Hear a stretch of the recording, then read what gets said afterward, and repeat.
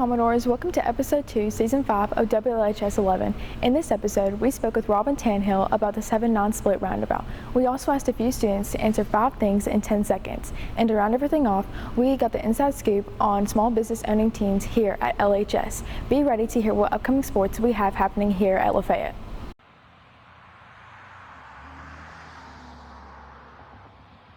Highway 7 is likely the most dangerous road in Lafayette County. With multiple deaths in less than 6 months, it has been a long battle to improve the highway. The 7 non-split roundabout is the first step in making it a safer roadway. Now that the roundabout is open to traffic, we spoke with LHS students and Mayor Robyn Tannehill on the history and significance of this new update. To be honest, at first I thought it was going to be very bad. I didn't like it as much at first, but now that I've gotten used to it, it turns out that it makes traffic easier to actually go through instead of like having to stop and then go back in and out of Water Valley.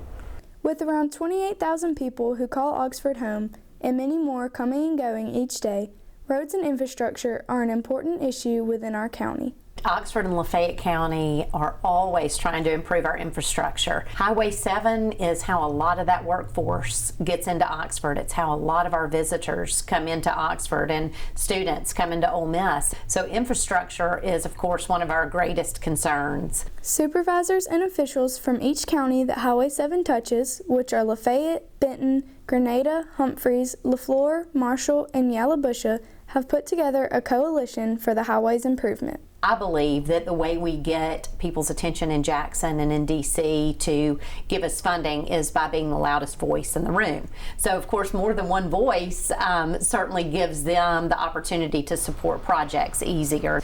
So we have put together a coalition for a safer 7, and I'm leading that coalition, and we have mayors and supervisors from all 7 of those counties. Officials from the coalition put together a request letter asking the state for immediate funding for Highway 7. We've watched projects across the state be addressed in much shorter time periods, and so I'm frustrated with the lack of attention that our state leaders have shown towards this project, to the disregard for all of the safety issues, the lives lost. This is not something that's new. This has been a problem for many, many years, and when we lost 3 lives in about a 48-hour period, it was just time to say, hey, enough is enough. We want your attention to this project. The coalition was successful in getting MDOT's attention to the 7 non-split roundabout, and together with the funding from the state legislature, construction began in October 2021. MDOT has a budget that's set aside by the state legislature to use for roads and bridges and infrastructure across the state. The legislature set aside $1 million maybe 3 years ago to go specifically to that intersection, and then since then set aside additional funds until they reach the full budget. People joke all the time, well, Robyn will put a roundabout anywhere that they'll let her, and that's not wrong. They are so much safer. It has reduced the accidents tremendously, and so that's the goal. I think that people move fast and they don't like a roundabout because it slows you down, but it's safer and it moves traffic so efficiently. The initial was a little skeptical, I'm not sure how this is going to work, but it's certainly a much safer option for our citizens. With many new projects on the horizon, Robyn Tannehill is not done improving our infrastructure. The first, and the one that has funding readily available and that is in the engineering stage right now, is the Highway 7 University Avenue. That is such a dangerous intersection that works so poorly, and we're excited that we have gotten $5 million from the state legislature. The city is putting in $1 million, the county is putting in $1 million, and then MDOT will pay for the rest of the project. We also are looking at plans right now to connect Piggy's Road to Oxford Commons, and we are looking at several different connection points, but possibly to Ed Perry Boulevard, which is what the conference center is on, giving people from that University Avenue side of town another means of ingress and egress to Oxford Commons.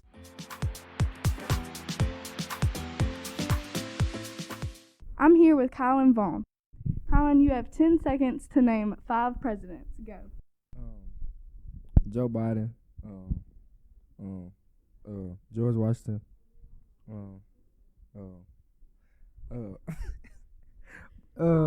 dang. I'm here with Miss Bautista.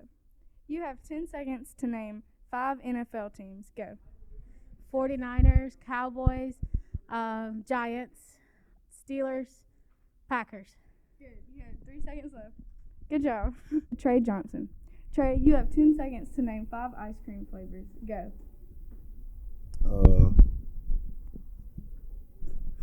Vanilla. Pink. I don't know. I don't eat ice cream like that. Time's up. And today I'm here with Allie Jury. So, name 5 cereals in 10 seconds. Go. Fruit Loops, Fruity Pebbles, Cocoa Puffs, Cinnamon Toast Crunch, and Kellogg's. I don't know. Good. You got it with 2 seconds to spare. I'm here with Key Booker. Name 5 red fruits in 10 seconds. Go. Apple. Strawberry. Woo! You got 1 second. Oh!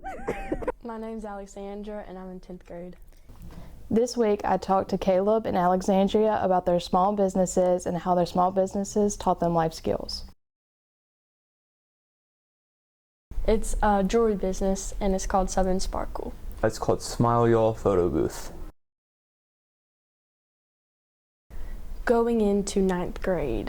So we bought the business in early 2020, right before the pandemic hit. Maybe late 2019, I'm not sure. Somewhere around that area. So this guy named Danny, who we bought it from, we've been friends with him for a long time. He just owns a ton of small businesses, and he just started that and then got bored of it, so he sold it to us. I make chokers, and longer necklaces, bracelets, rings, earrings, and I did make lanyards, and I sold about 100 of them. So pretty much just for me to have a job.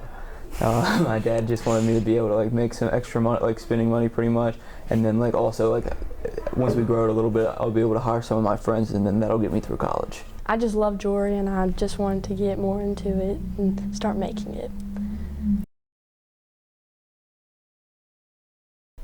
When I first started, I sold some to Elliott Lane just to get a gist of how it works, and then I did pop-ups at Fruita Bowl and at the studio, and then I just sell on my Instagram now. It's really fun because whenever I have free time, I just make a lot and then I just post it on my Instagram and I sell it. It's not bad because we have a few people who manage it, like Javi, who's one of my dad's guys. He works on it a lot, and then my dad works on it a lot, and then my mom helps out a little bit, and Adam does a little bit, but not much. Just go for it. It's real fun. Who cares? Just do it.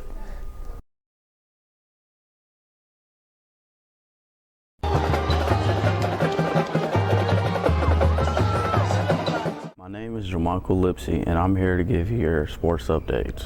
Friday, January 28th is senior night for the Lady Doors basketball as they try to continue their 3-game winning streak against Cleveland Central at 6 p.m. The boys will be playing at 7:30 p.m. against Cleveland Central. Be there and show your Commodore pride.